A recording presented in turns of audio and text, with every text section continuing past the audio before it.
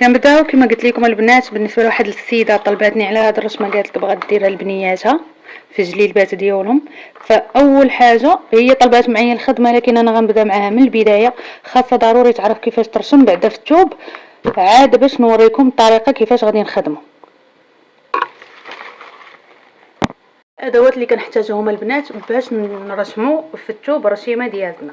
كنحتاجوا اولا بابي كربون اللي هو هذا من النوع الجيد كيف ما كتشوفوا، والرسمه ديالنا، وواحد البلاستيكه اللي كنرسموا من فوق منها بالستيلو باش ما نثقبوش بابي كربون وما نثقبوش الرسمه ديالنا. كنديروا بحال هكا. مثلا حنا غادي نعتبروا هذه البلاصه، هذه الجهه هي اللي بغينا نديروا فيها هذه الرسمه هذه.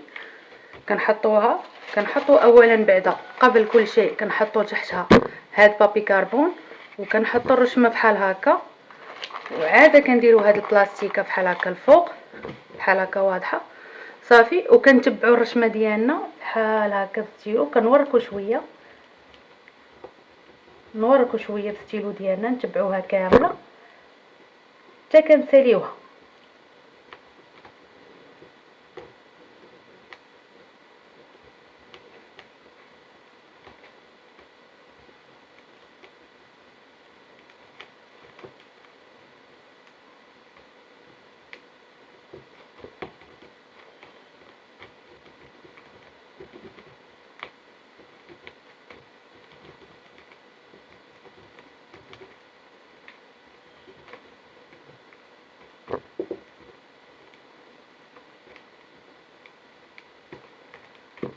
غادي نكملها ونرجع معاكم من بعد ما رسمت الرسمه ديالي كامله. درت عليها بالستيلو.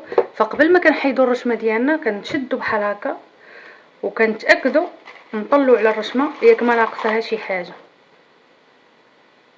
فكيبان هنا ان حتى حاجه ما ناقصاها، يعني هي هذيك رسمتها صحيحه. كاينه هاد الجهه هذه بقات لي، هاد الجهه نسيت، هاد اليد هذه نسيت ما درتهاش.